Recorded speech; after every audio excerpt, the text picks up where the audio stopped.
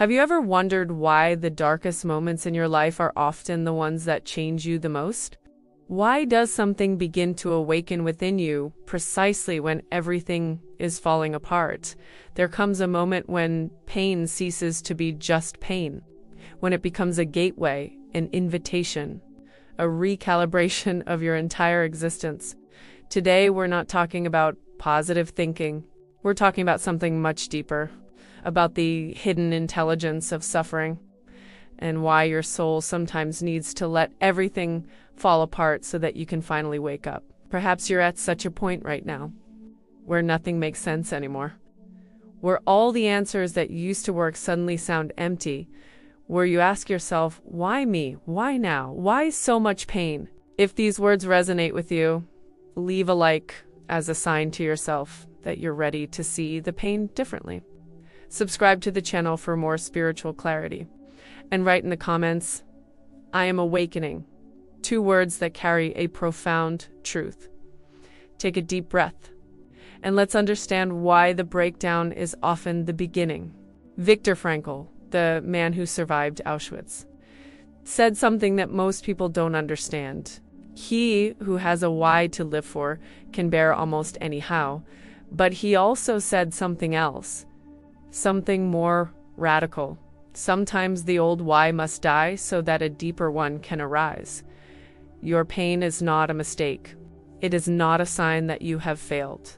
It is the opposite. It is a sign that your soul is growing out of an old pattern, that the frequency at which you have been living is no longer sufficient, that something greater is trying to break through. Let me explain what really happens when your life falls apart.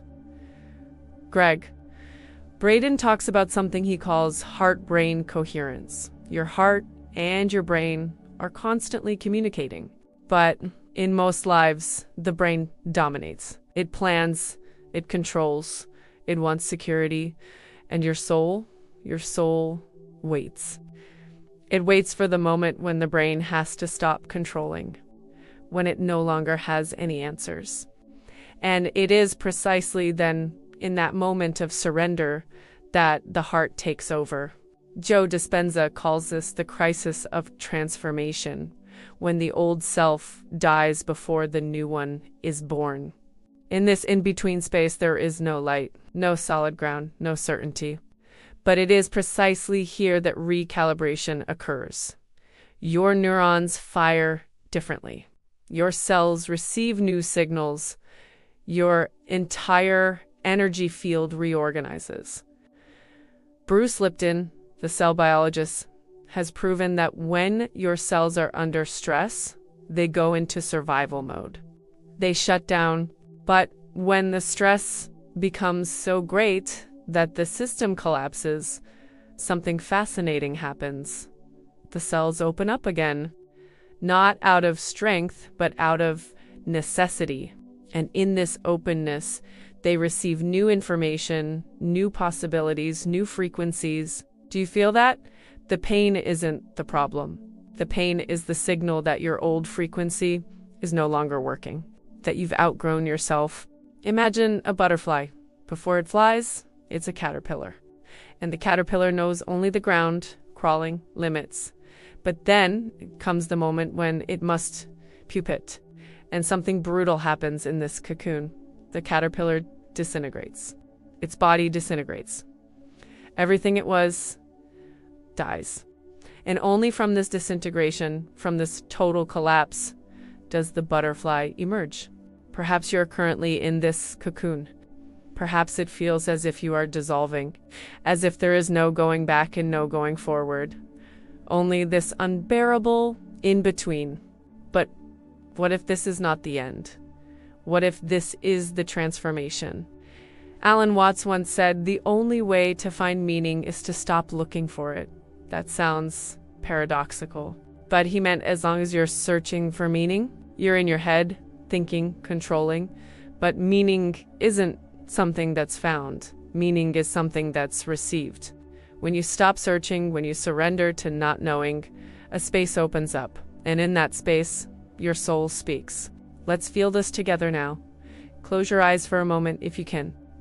Breathe in deeply and exhale slowly. Feel the pain that might be inside you. Don't try to push it away. Breathe it in. Say to yourself, I see you, I feel you, and I trust you. Breathe deeply again. And imagine how this pain transforms into light, not because you suppress it, but because you finally accept it.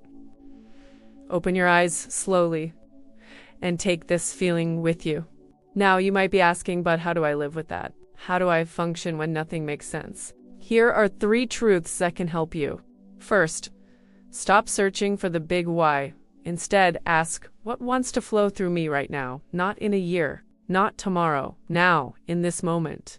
Your purpose isn't hidden out there somewhere. It's in your willingness to be present. Second, allow yourself not to know. Most people are afraid of not knowing. They fill it with distractions, busyness, and wrong answers. But not knowing is sacred. It is the fertile ground from which new things grow. Neville Goddard called this living in the wish fulfilled, not through visualization, but through surrender, through trusting that life will guide you, even when you can't see the way. Third, trust your soul's timing.